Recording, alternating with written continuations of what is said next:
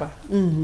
So, nakita nyo yung necessity na i-remind si Senate President Escudero, the mere fact na may statement siya na hindi nga, sir, June 2 eh. After SONA pa.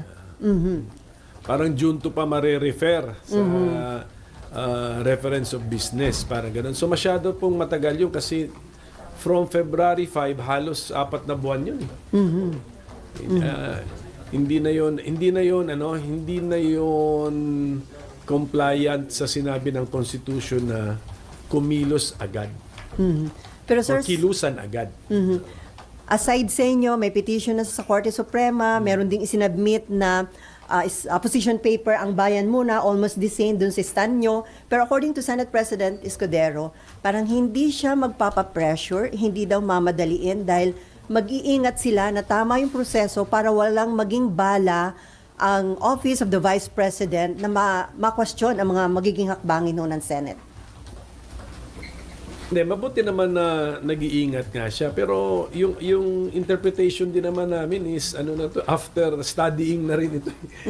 Pinag-aralan na rin namin ito. Ito nga conclusion namin. So, meron din po tayong matibay na legal basis kung kilusan na ng Senate ang impeachment complaint or ang articles of impeachment. Meron tayong matibay na legal basis. Ang legal basis natin, ang konstitusyon, plus ang Senate rules mismo. Tinignan namin pareho eh. Hindi namin nakuha ang impresyon na kailangan nakasession ang Senado as a legislative body. Pero nakasession ang Senado. So pwedeng magtawag ang Senado ng special session ng Senado. Hindi po ito yung special session na kailangan tawagin ng Presidente kasi pati House of Representatives aabalahin natin. Hindi naman sila kailangan abalahin na eh. Tapos na yung kanilang pag-overtime sa nung kinilusan na nila yung articles of impeachment. Ginampanan na nila yung kanilang tungkulin sa Constitution. Nag-overtime na sila doon. So, ang tinitignan ngayon nila, ang Senado, kayo naman na mag-overtime kasi kayo na yung korte. Ganun po yun. So, pwedeng mag-session ang Senate on its own. On its own, because there is no other way na makakomply tayo sa sinabi ng Constitution na kilusan agad, forthwith. Pero kailangan pa po ba yun na Malacanang magpatawag o initiative na yun mismo ng Senate leadership? Hindi na nga. Kasi kung, Senate leadership initiative kasi na lang. inisip ko na obligasyon ito ng Senado. Tapos sasabihin namin na hindi namin magampanan ang aming obligasyon kasi hawak ng isang tao yung bola. Kailangan siya magtawag ng special session. Hindi. Paano naging obligasyon ng Senado yun na hindi pala namin magampanan ng sarili namin kasi naka-contingent pala siya sa kilos ng isang tao na labas sa Senado, so the President. So, I think that's the wrong interpretation. Dapat kaya kumilos ang Senado para gampanan niya ang kanyang obligasyon. Sa Senado lang, hindi ka kailangang magdepende sa labas ng Senado. So, si SP Cheese ang pwedeng mag-initiate na magkaroon ng special session ng Senate. Correct. Patawagin niya kami. Pero, siyempre gagawin niya ng Senate President kung may clamor din sa mga senador. So, dahan-dahan, si Senator Risa Ontiveros nag-message na sa akin, sang-ayon siya sa aking posisyon. May nag-interview sa akin kanina, binanggit daw na even si majority leader, pero wala akong personal knowledge doon. So dahan-dahan, nagiging 3 na kami. So pagdating na niya sa 10, sa 12, that should be sufficient pressure on the Senate President already. Kaya lang yun ang tanong, sir, dahil marami re-electionists, magkakampanya, busy sa campaign. Do you think dadami yung sasama sa inyo na mananawagan kay SP na magkaroon ng Senate session? Dapat siguro mayroon silang maramdaman na pressure sa taong bayan na ito ang tamang pagbasa sa Constitution. Hindi ito dahil sa gusto mong i-convict o gusto mong i-acquit, immaterial yun. Wag natin ipag-usapan yun. Pero yung tamang pagbasa lamang ng utos ng Constitution. Okay, RG, and then Mav, and then Amor. Sir, madalas sabihin, we've been discussing and everybody has been discussing legalities all this time ever since the impeachment first came out and the rules. But there's a tendency to forget that impeachment is essentially a political exercise. So let me ask, ano ba talaga ang mood dito sa Senado ng mga kasamahan ninyo pagdating sa impeachment? Kasi kung nasa mood sila for an impeachment, madali namang there can be as many interpretations of the law as there are lawyers. So pwede naman din nilang ginawa 'yon on the last day kung talagang gusto nila ng impeachment. So what is the mood? Is there any appetite in the Senate for an impeachment? Ako kasi hindi ako nakatingin sa mood eh. Nakatingin ako sa obligation eh. How you understand the Constitution. And yun ang sinabi ng Constitution. Nagsenador ka pa. Yeah. Ayaw mo palang mag-judge sa impeachment. Yeah, but do you Kasama na yun sa job description mo noong umpisa pa. But Pag-file mo ng certificate of candidacy, dapat alam mo na yun. But that's just you, sir. Yung mga kasamahan mo ba, do they share your view? Hindi ko na yun, that's not my problem anymore. But that is what I believe should be the standard demanded by the people of senators. Ganun yun eh. Ganun yun eh. Tapos actually, although sinasabi natin na impeachment is a political process, pinag-isipan ko na rin actually sa dulo. At the end of the day, when you make your decision, then it is really political. Yes. Pero pagdating sa proceedings, sa forma niya, legal. It's like a court. Yeah, pero ang mga judges mo, puro politiko. Correct. At the end of the Hindi day, rin sila lahat abogado. Correct. At the end of the day, you will look at your conscience. Pero yung mga procedure dito dapat sundin. Pag sinabi ng Constitution, forthwith, mag-trial na tayo. Dapat ganun. Sundin. Pero hindi ba, sir, correct me if I'm wrong, there is jurisprudence na kapag the rules of the legislature, the internal rules of the legislature, whether it's the Senate or the House, that's just a guide for you to exercise your powers because your power really is in the plenary and ultimately it's a numbers game. Hindi ba ganun yon? So kung babalik po tayo dun sa kung gusto na nakararami, edi may trial na tayo ngayon. Hindi kasi nakonsulta ng mabuti yung body. Kasi sa timing naman ng pag-file, hindi namin kasalanan yon. Do not blame the Senate on when the articles of impeachment were filed. Wala kaming hand doon. Yung timing na yon. Sa timing na yon, very late in the last day, hindi nga ako sure kung may quorum pa eh. So tama yun. So no one is to blame na hindi siya na-actionan officially ng body. But now na nandyan na, dapat aksyonan na officially ng body. So dapat nagkukonsulta na ang Senate President sa mga senador. At yun na nakukulangan ka, sir, yung consultation with your colleagues. I'm sure baka nagkukonsulta nga siya but baka nga the majority is backing up his timetable. Exactly my point. That's why I am presenting an alternative point of view. Exactly my point, ito sir. Ito ang tamang point of view. Is it a safe assumption that since kayo pa lang ang nagsasalita and si Senator Risa, the rest would tend to back the SP's SP. position? I'm not making that assumption, but posible, but I'm not making that assumption. So, ang maganda sigurong gawin ng Senate President, magpatawag na po siya ng kahit caucus man lamang. If you were Senate President now, is that what you would have done? Mag-caucus muna. It's not the official meeting of the Senate as a court. But caucus muna. Dapat, kasi naghiwalay na nung last day. Even before nag-adjourn, baka nga nangampanya na yung mga re-electionists. Wala na sila rito sa building. Sir, since pinupush niyo po yung idea na to, so do you have any proposed timetable? Paano hahatiin ng mga senador yung trial at yung kampanya? Kasi Isang tabi ang kampanya. Under the Priority ang impeachment. Isn't that a very big ask of your colleagues? That's part of the job description.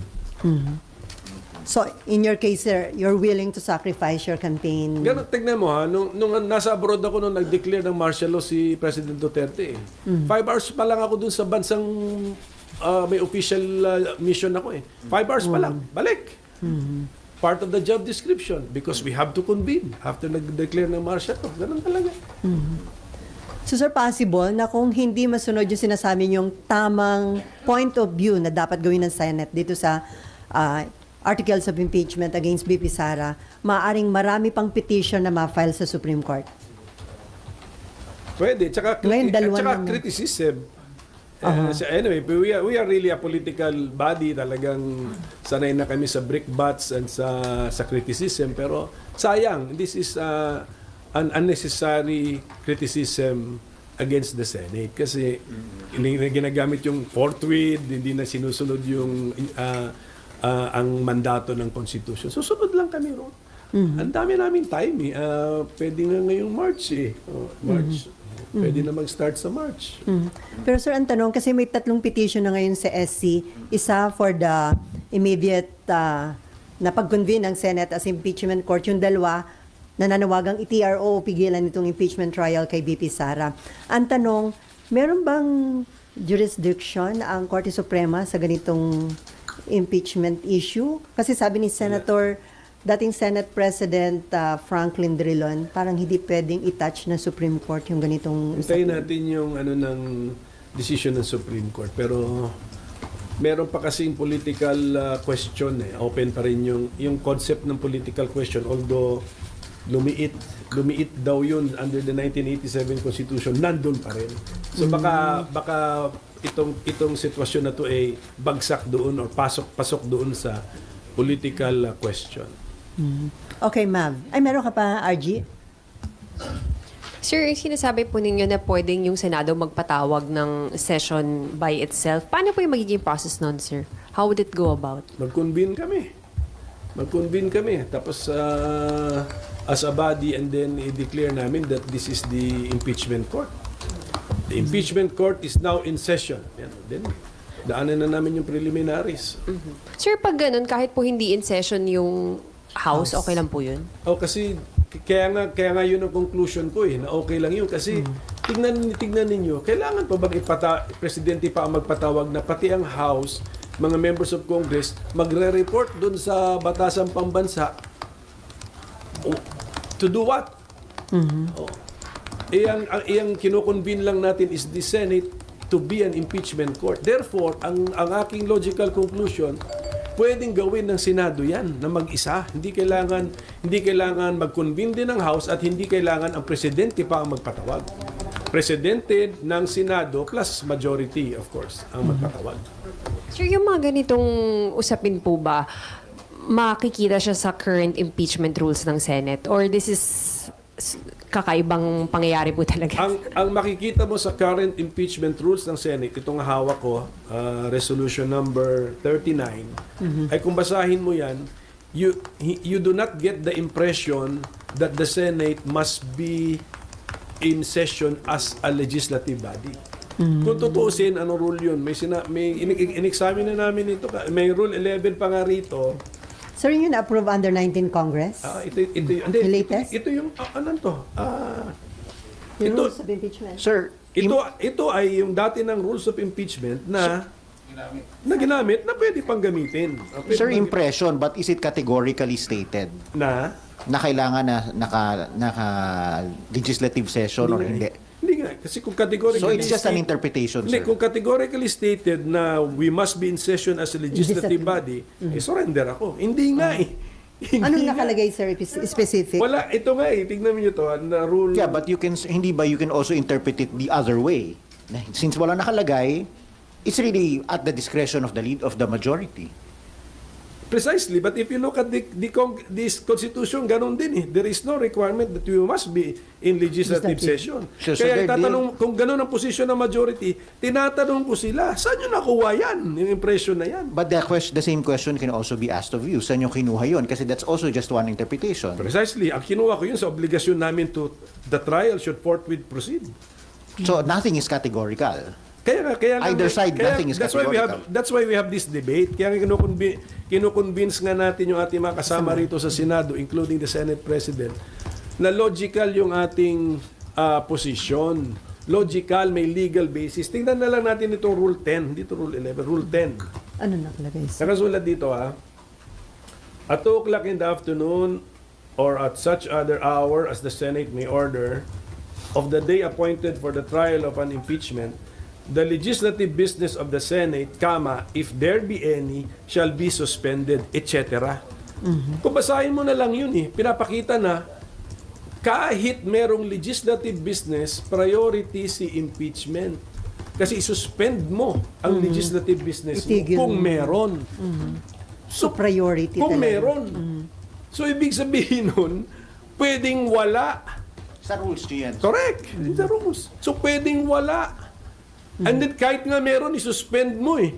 But, yeah, kaya nga, kung your rules can always be suspended with unanimous consent or majority numbers of the Senate. Right? The rules of the impeachment rules. Yeah. Oh, iba any to, rule iba of the- to, iba na to, Or any impeachment internal rule rules. of the Ah, Senate. yes. If the majority so decides, you can always suspend it, set it aside, even amend it. Amended, yeah. Pero, as long as hindi pa amended, ano sundin yan namin? yung existing. Yung imagine na, mag-imagine kami na as if amended. Dito muna tayo sa wording of the existing, di ba? Kung how it is written, dito tayo. So all of this taken into consideration, ayaw nila gawin yan ng majority. So ibig sabihin, it stands to reason, ayaw nila na impeachment. Hindi ko pa masabing ayaw ng majority. Kasi it's, Yeah, but how else do you it's- explain why they do not share your view? Baka yung attention nila nga nasa iba. That's where we're now focusing on this matter. So, and then so that the Senate President can focus every senator's attention on this matter, magpatawag na siya ng caucus. Sir, do you intend to talk to SP about that? Yeah. Kakausapin niyo sa O, SP? sabi ko si SP, sulatan ko pa siya. Sulatan niyo ulit? Oo, sulatan ko ulit. Para siguradong in writing Okay, ma'am, follow Sir, up. isa lang po. ng 11. Sige, yes, Apo. ma'am. Sir, sabi lang po kasi ni SP na baka better na wag muna tayo mag-start kasi ang dami pang question sa SC. Baka mamaya raw po, nagsimula na kayo and then ma-invalidate yung mga gagawin ninyo dahil magdesisyon on the contrary yung SC sa mga petitions po. Eh, ano naman yun, masyado nang maingat yun. That's too cautious an approach. Maganda rin may cautious siya pero not too cautious na pagbasa mo ng Constitution and trial in the Senate shall forthwith proceed. Yung sabi. Yun ang sabi. So, you do not be too cautious na hindi mo sabihin, huwag na ingat tayo rito kasi baka ma-question tayo, huwag muna tayo mag-trial. Huwag muna sa July na natin i-trial. Sirang-sira ang meaning ng forthwith eh. Pero sir, may nangyari na ba in the past na... Meron pa pala itong Rule 11 namin sa existing. Last sentence ng Rule 11. The adjournment of the Senate sitting in said trial shall not operate as an adjournment of the Senate as a legislative body. Tignan mo. So tignan mo, the other way around. Ganun. Pag adjourn na si Senate as an impeachment court, hindi necessarily adjourn si Senate as a legislative body. So ganun, sabihin, hiwalay talaga. So whether or not in session ka as a legislative body, pwede kang in session as a Senate impeachment court. So nandiyan sa Rule 10 and 11 ng impeachment rules. Ano yung tanong mo? Kakat kita. Meron na po ba in the past na nangyari na merong impeachment trial or hearing sa Kamara na nag-issue ng TRO ang Korte Suprema? Kaya personal knowledge, wala akong maalala. Kasi nag-TRO ba? Yun. So pwede... So naging moot. So, yeah, the same effect as the TRO. Yeah. Pero iba yun. Ang TRO kasi hindi naman inutos na talunin nyo sa botohan. So ang TRO is stop nyo lahat. So that means that that house, sa house yun sa house, no? So that means that previous house believed that it was, ang position nila, it's a political question to be decided by the political institutions. Kasi sir, yung prayer ng petition ni VP Sara ngayon, mag-issue rin ng TRO para mapigilan yung impeachment trial.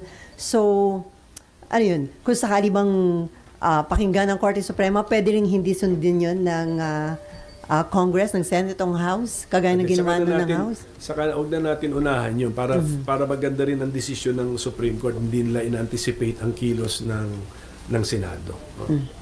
Okay, Amor. Sir, are you also planning to talk to the other senators para ma-convince po sila about your position na kailangan na talaga ng special Si session? SP na lang siguro ako diretso para hindi lumalabas na ginagapang ko yung majority. Minority kasi kami. So si SP na diretso. Opo. And what happens if si SP mag-stand firm na hindi talaga siya magpapatawag ng special session? What will be Huwag the muna next nga action session, then? caucus muna. Caucus muna. Then, pakinggan nila ako. Ngayon kung talagang ayaw nila, aminin namin sa taong bayan na ayaw nila. Ganun siguro kasi. Because if this is really a political question, then therefore it is a legitimate political issue, di ba? For the people. Pero at sa side po ninyo, pagkaayaw talaga na mag-call ng special session after the caucus, wala na po kayong magagawa. Out of your hands. Kasi aminado naman kami na yung special session, dapat ginusto rin yun ng majority, ng quorum. Kasi kung kunyari, pinilit namin ni Senator Risa Ontiveros na mag-special session kaming dalawa, aminado din naman kami, walang bisa. Wala kaming quorum eh. Yung pakikipag-usap kay SP, kailan nyo po plano? And ano po yung nakikita nyong timeline for the caucus? And ano yung timeline ninyo for impeachment trial dapat? I'll try to talk to him ASAP. Kung andyan siya ngayon, kausapin ko siya. Pero yung subsequent, ano yung mga dates, mga ganun. Kontrolado na niya yon na SP. But as far as you are concerned, sir, kailan dapat mag-start yung impeachment trial? Sana March. March na. Kasi medyo prepared naman si SP na. Pina-review na niya rules. Ganun. So madali naman yung pagka the court is now in session, mag-oath kami, we approve we reaffirm the existing rules para lang kung wala ng issue na kung valid siya o hindi. Kung may proposed amendments, kilusan na namin. And then padala na ng i-authorize na namin ng Senate President to send summons to the impeached official para umandar na yung 10 days. Sayang din yun. So kaya po siya sa March, you think? Kasi when I use the word trial lang medyo generic yung paggamit ko ng trial. Ibig sabihin the entire process. Hindi pa siguro mauupo yung witness sa witness stand. Basta nag-umpisa na yung trial. In the sense na pasagutin mo na si impeached official, pasagutin mo tapos ipa-respond mo si prosecutors.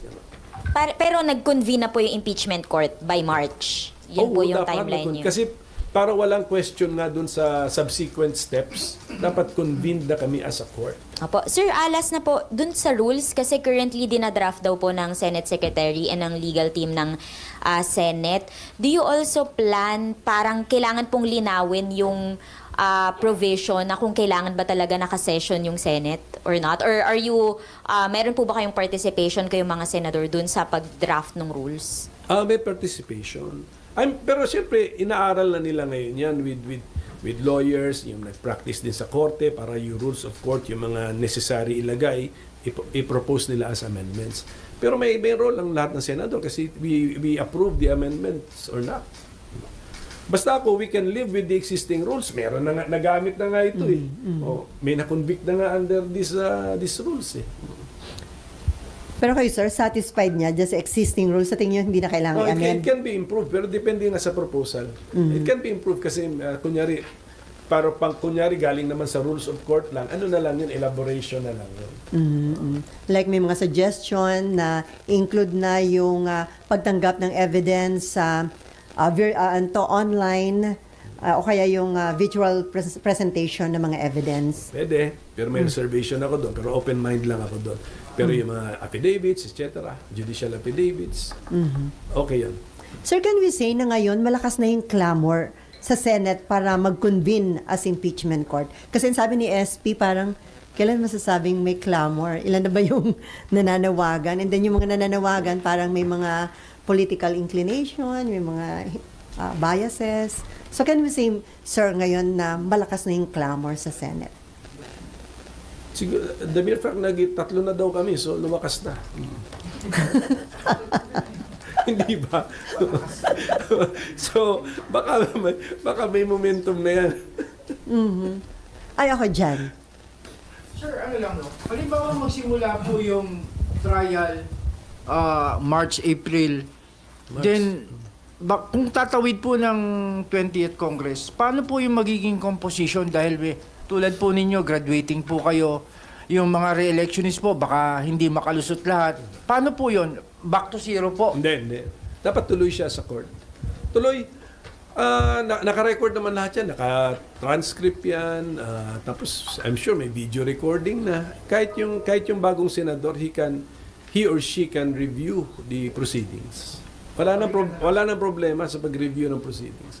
Iba na nga ngayon, may video na eh. Dati kasi, dati yung new judge sa korte, titignan lang niya yung transcript, hindi niya nakikita yung behavior o tono nung witness eh. Ngayon, ano na yan, may video recording na.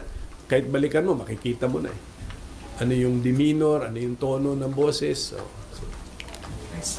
Sir, hindi kaya naging sobrang maingat si SP Escudero sa nagiging hakbang dito nga sa impeachment? Kasi kung sakaling mapatalsik si BP Sara, potential na mag-benefit po siya dito. And never tayong magkaka-impeachment ng BP kasi potential... Lahat potential. Lahat potential beneficiary ang SP. Pero hindi automatic yun. Ayusin natin yung ano. Kasi akala ng iba na pag mabakante ang Vice President, automatic ang Senate President ang magiging Vice President. Hindi po ganun. Mamimili po ang Presidente, ang incumbent President, from among the members of the Senate and the House, but needing the concurrence of the members of the Senate and the House. Ay, Mav, okay. Sir, kapag alam po halimbawa mag-start na po yung trial, kasi po di ba mayroong period na after June 30 na 12 na lang yung sitting senators. Paano po yun? Pwede pa rin po ba mag-trial kung 12 na lang po sila? Will that be valid, sir? If ever matuloy, kunyari i-decide nila, yung mga naiwan na ituloy nila, ako I find nothing objectionable doon. Pero siguro better na lang na i-defer na muna nila. Hintayin na nila yung bago nilang kasama. Sir, bang ikaw yung Senate President, meron bang pagkakataon na may muntik na may sampang impeachment case dito sa Senate? Wala. Kay Sereno. Yun. Oh. So sir, ano yun? Tama ba yung estimate ni SP Chis na hindi gagastos ng more than 1 million ng Senate para sa impeachment ni BP Sara? Okay yun. Okay yung... Maliit lang talaga yung magiging expenses sa pagtitipid Senate. Ni SP. Kasi hindi dapat maging reason yun na magbo-bloat ang expenses. It's the same venue, it's the same building, it's the same place. It's the same offices na meron ng mga legal staff. Kukuha ka siguro, papalitan mo siguro yung consultant mo. Yung sa ibang topic mo na consultant, sa tax. This time, kukuha ka ngayon ng isang lawyer na nagpa-practice sa before the courts para mag-guide ka. Pero yung mga individual senator, may mga individual additional expenses din. Papalitan mo lang yung saan yung focus mo. Okay, from Billionario. Good morning, Sen. Hannah po from Billionario. Sir, nag-release po ng statement ng PDP Laban just an hour ago. Dinedenounce po nila yung use nyo raw po ng party name doon sa letter sent to SP Cheese. If I may read, Pimentel no longer has any legal or moral right to use the name PDP Laban because the COMELEC has ruled the finality on March 23, 2023 that the group led by PRRD is a true and legitimate PDP Laban. Therefore, only the group led by Duterte has the right to use the party name. Sir, kuha lang ng reaction niyo po. Thank you. Yung kaso namin sa COMELEC was about the leadership of the party. Isira pala ulo nila, sasabihin nila sa akin na hindi pa nila ako kinikick out sa party. Tapos aangal sila na andun pa sa existing stationery ko yung PDP Laban, di ba? So may karapatan pa kayo, sir, na gamit. Well, under dispute pa yung Sa Supreme Court. Yung decision ng COMELEC na sila kusi naman ang nagwagi, under dispute pa sa Supreme Court. So malay natin, marireverse pa yan. But then at the same time, si Kusi mismo sinasabihan ako na hindi naman daw nila ako in-expel sa partido nila. Ayoko lang makasama sila, pero hindi nila ako in-expel. So, bakit aangal ngayon sila kung gamit ko pa ang PDP Laban na partido ko namang tunay yan, partido ng father ko, at ako nagbumuhay niyan hanggang sa time ng kaso ng COMELEC. Sir, sinabi rin po nila na refrain from misusing the name PDP Laban and misleading daw the Filipino people about your current party affiliation kasi daw po nag-transfer na kayo sa nationalista. Well, yung nationalista certificate of nomination ko, that was with the National Assembly kasi kami ng PDP Laban ko eh. Yung wing ko, yung faction ko pa, yung originals. Nag-National Assembly kami and they gave me permission as well as si Senator Manny Pacquiao na for purposes of the May 2025 elections, we can use another party's CONA. So lahat po yan anticipated na namin yan, lahat po yan covered na po namin. So we are still with PDP Laban. In case we win the case sa Supreme Court, we are ready to assume leadership, legally speaking, of our own party. So, sir, But in the meantime, yung paggamit namin ng other parties' CONA, allowed by our original faction of the PDP Laban in a National Assembly, very specific, plus alam din po nung hosting party. Alam po. So sir, you are running under what party? Ngayon, Nationalista Party. NP. NP. So, yung PDP na ginagamit nyo, PDP Laban, yung kanilang mga senatorial candidates, hindi nyo ini-endorso? Hindi. Oo, hindi namin in-endorse yun. May kaso pa kami sa Supreme Court. Oo. And then, anong dating sa inyo, sir, nung mga nagiging parang patutsadahan, batikusan yung remarks ni former President Duterte na patayin yung 15 senador para makapasok yung kanyang pambato sa senatorial race? Anong dating sa inyo, sir, noon? Delikado yung mga ganong salita, sana i-discourage na yun. Although sabi ko, paubayan na natin yan sa mga investigators, kasi pwede nga pasok talaga yan din sa sedition ba yun? When you call for violence against government officials, pasok kasi yan sa definition ng sedition. So, paubayan na natin sa DOJ, sa NBI, if they feel na in the totality of the circumstances, may kaso ba o wala. Pero, natin yan, i-discourage natin yan. Mahirap yung sasabihin, joke lang. Kung mag-research kayo ngayon, may kaso ngayon sa Australia. Yung may dalawang nurses na of Arab origin, nag-anti-Jewish sentiment sila sa online.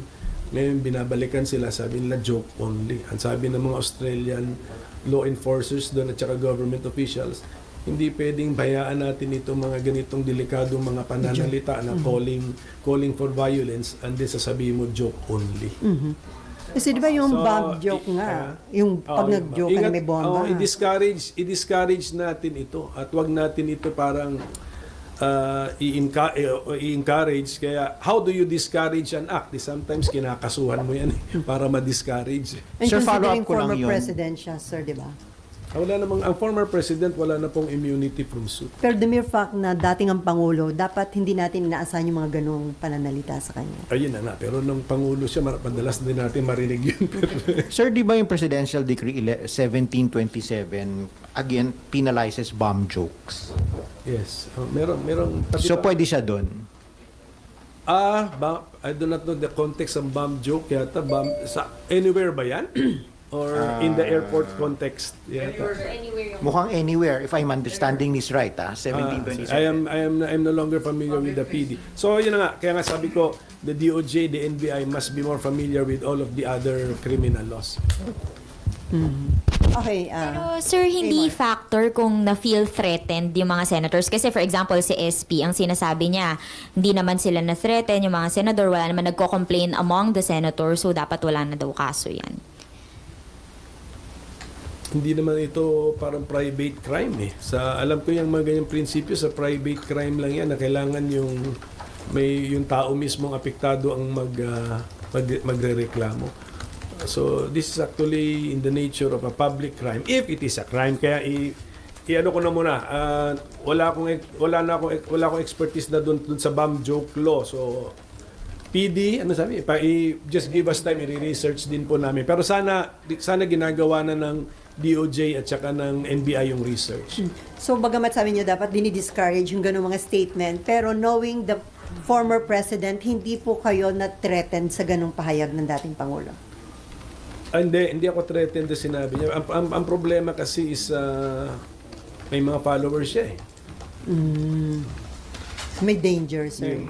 Malay mo, hindi nila alam yung iba, hindi joke yun. Sir, nagsabi na po kasi NBI na hindi naman nila iimbestigahan. Hindi ko na ima-micromanage ang NBI. Kung ayaw na ng NBI, so be it. So be it. Pero sir, yung mga negative campaigning, according kasi kay COMELEC Commissioner George Garcia, under Omnibus Election Code, parang inaalaw yon. Do you think it's about time i-amend ang Omnibus Election Code para Ganito. ma-dissuade na yung mga negative campaigning? Yung positive, ito nga, napansin ko na yung negative campaigning noon pa, kaya research ko na yan noon pa, mga 3 elections ago pa o 4 elections ago. Yung positive campaigning, kailangan mo identify sarili mo, di ba? Kunyari, lalagay ka ng ad o maggagawa ka ng mga printed materials, paid for by, paid for, then the candidate paid by, then the payor plus the name and address. Dapat ang negative campaign ganun din. Kung sakaling ipi-place ang mga negative campaign, kasi tama siya, pagbasa ko rin ng election code doon, allowed. But, ang problema nila, pinapayagan nila yung mga pailalim na tira Na dapat, pag may negative campaigning ka, ilabas mo na rin. Dapat nandun, paid for and paid by. Pero malabo yung paid for. Siguro, paid by. Kasi it's against a candidate. Ilabas. Dapat hindi pwedeng nakatago. Because it is actually allowed. So okay lang na allowed yun, sir. Pero proper na negative campaign. Wag botohin si pwede yun, pero wag yung mga chismis or whatever, libelous. May kaso ka pa rin. Okay. JC. Hi, Sen. Good morning po. Other topic lang po. Yes. SC sets or oral argument on Maharlika Investment Fund po. Sir, Sen, nakatanggap na po ba kayo ng kopya po ng SC Reso with regard po dun sa oral arguments po? Maharlika. Yes, nakatanggap na kami. Actually, nag-attend ako dun sa PhilHealth. Yung una naman, meron pa sa 25 ang second round sa PhilHealth. Ang Maharlika would be April 22. Sa Baguio pa ata. May mga paghahanda kayo dun, Sen, or next Dapat move? maganda na. Tatawagan ko na yung mga fellow petitioners ko, yung council namin, mag-meeting na kami. Nakita ko na, nabasa ko na rin yung gusto nila mga topics na i-discuss. Okay. Any other question? Okay. Ma'am. Sir, ano na pong update dun sa kaso po ninyo sa Marikina? Okay. Ang case naman sa Marikina, hindi naman ako yung affected, di ba? Kasi Oo, yung kalaban ninyo. ang na-disqualify si Mayor Marcy Teodoro ng division. So I think he has appealed it sa MR, ang tawag dyan, motion for reconsideration, which is treated as an automatic appeal sa NBank. So it's pending sa NBank. Siguro bumibuelo lang ang NBank kasi may dalawang nag-retire So may dalawang new appointees. So bigyan din natin ng time yung dalawang new members na acclimatize. Sir, paano yun kung nakalagay na po siya dun sa balota? Okay lang po yun. Actually, it's safer na nandun ang pangalan kasi mas madali na yung if you are disqualified, sasabihin lang ng COMELEC, we will not count. We will not count your votes, or even if your votes are counted, they will not be given any effect. So, yun. So, mas safer yung may andun na yung pangalan kaysa sa wala yung pangalan, tapos sasabihin ng higher court na hindi pala siya disqualified, hindi mo na mapiprint yun. So, that's the more cautious way of doing things, na i-print mo muna lahat ng pangalan, tapos may time naman sa dulo pa, kahit ano yung resulta, you can say na walang effect yung boto nung disqualified. Pero sir, the mere fact na incumbent mayor po itong kalaban ninyo, mabigat po bang kalaban kapag nakaupo yung kalaban sa... Undefeated ito eh. Mabigat. He is an undefeated politician in Marikina. Pero hindi yun ang issue. Ang issue rito is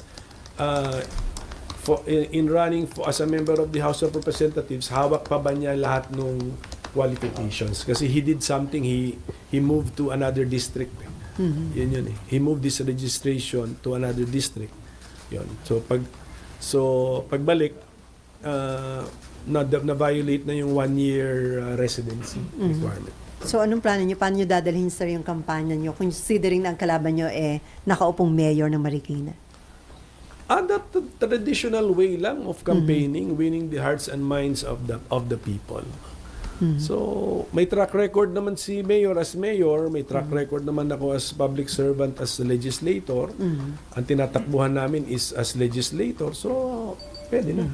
Meron po tayong meron po tayong meron din tayong K At the mere fact na at the mere fact na legitimate na mga taga Marikina kayo, sir. Ay, opo, 50 years na po ako dyan sa Marikina. How many voters do you have in Marikina, sir? 100, doon sa District 1, 130,000. Sa buong Marikina would be around 300,000. Sir, may patanong lang si Nympha. Yung request nyo na magkaroon ng caucus yung mga senadora, susulatan nyo po ba si SP Chis at ano yung subject ng second letter nyo sa kanya? Hindi. Kung pwede kong ma-personal makausap si Chis, sasabihin ko na. Pero Hindi yung na sasabihin ko sa kanya, i-reduce ko pa rin in writing. Okay. So mag-request ako ng caucus para ma-explain niya yung position niya sa mga senators, bigyan niya rin ako ng time, i-explain ko yung position ko. So ano yung position ko? Yung laman ng first letter ko at itong lalamanin ng aking second letter, which is, ipapakita namin yung constitutional provisions plus yung rules of impeachment at ang aming conclusion na ang conclusion namin, hindi kailangan in session ang Senado as a legislative body para makakilos. That's it. And then, i-quote namin itong mga kinote ko. So, yun po yun. Yun po yung laman ng aking second letter sa kanya. So, sir, hanggang ngayon, wala pang initial response si SP do sa unang letter nyo sa kanya? Wala pa no in writing. In writing, pero nandun na yun. Sinagot na Sa yata ako press sa con. press con. Kaya So, ganoon na lang. Magsagutan na lang kami sa media. Pero kung nandito siya, sir, kakausapin niyo personally. Okay naman kami ni SP Cheese. SP, andito ka ba ngayon? Pag-akyat, same floor naman kami. Di, bandaanan ko na siya. Okay, any na. additional question? No more? Okay. Ay. Oh, Sir, there's a new PCO secretary. Is he yeah. who I understand is Other staff, dati mong staff. what do you make? tinext ko nga siya eh. Sabi ko, ginulat mo naman ako rito. Hindi ko alam na. Si Cesar, kaibigan ko rin yun. Kumpare ko yun. Kasama ko sa National Youth Commission si Cesar. Pero, sure na ba yun? Is that confirmed already? Si Jay? Cesar Chavez already announced. Na si Jay na is the answer. Knowing Jay bilang dating staff, is he qualified for that position? Yes, of course. Kilala nyo rin si Jay, di ba? You know him, and then you work with the giant media company, and he's also Ilocano. Di ba? So you think that was a factor? But I don't think so, kasi si Cesar naman sa Bicolano. So, hindi. It wasn't a factor, pero he's qualified, si Jay. Sir, may implication ba yun? Yung madalas na pagpapalit ng PCO? Parang may problema ba? May Baka mahirap i-manage ang opisinang yan. Hindi ko alam eh. Wala akong personal knowledge sa politics ng mga ng media eh. So baka mahirap patakbuhin yung opisina na yan. Kasi actually ang PCO kasi parang pinagsasamang iba-ibang, 'di ba? Napansin natin sa budget process yan eh. Iba-ibang mga opisina pilit na pinagsasama sa isang departamento. So, I hope si Jay can do it with his pleasing personality. I-PR niya lahat yan, pagtsagaan niya lahat yan. So, hintayin na lang natin. We wish him all the best. No? And then the new, DOTR secretary, sir. Sa tingin nyo madaling makakalusot yun sa CA? Sa tingin ko. Dating staff din ng mga dating staff. Nila Alan naman yan. Yeah, so basta alam ni Vince yung pinapasok niya. I mean, ganun din yan. Parang same nature like a PCO yan kasi iba-ibang air, rail, land, water, transportation, sea. Iba-iba rin. So iba-ibang disciplines. So we wish the new members of the President's Cabinet, we wish them all the best kasi isang bansa lang naman tayo. So we want our government to succeed because our country will also benefit and our people. So. Ay sir, starting today, in-implement na yung National Food Emergency ba yun? Para ma-lower yung presyo ng bigas. Effective sa tingin nyo yun? Or lang yung temporary remedy? Temporary remedy, pero mabuti kasi nga mabuti at least we are trying to fight waste kasi mabubulok yung mga nasa NFA warehouses. Yun ang pagkaintindi ko eh. Oh, so we need to legally authorize the disposal, the movement of those na nakastock. Pamigay na yan or ipamigay or ibenta na yan at very affordable prices habang ano pa siya, pwede pa siya sa fit for human consumption pa. Pero ito lang po yung aking bigla ko lang itong naisip eh. Yung presyo ng bigas sa merkado, hindi ba parang artificially high din siya? Bakit ko nasasabi yun? Maraming mga pinamimigay na bigas eh. Pinamimigay yung mga bigas. Tingnan niyo yung mga politiko. Ano mga pinamimigay nila? Bigas. Aha. Ibig sabihin nun, marami sigurong supply ng bigas. But how come the market prices are still high? High. Dapat niya pababa. Kung maraming supply. Binibigay na nga eh. So, I hope that the DA will take a look into So may this. nagsasamantala, sir. Hindi ko nga alam eh, but there's something wrong. There's something wrong. Dapat yan naturally, kung talagang free market forces yan, dapat yan bumababa. Kasi ang pinamimigay na po ng mga politiko, puro bigas.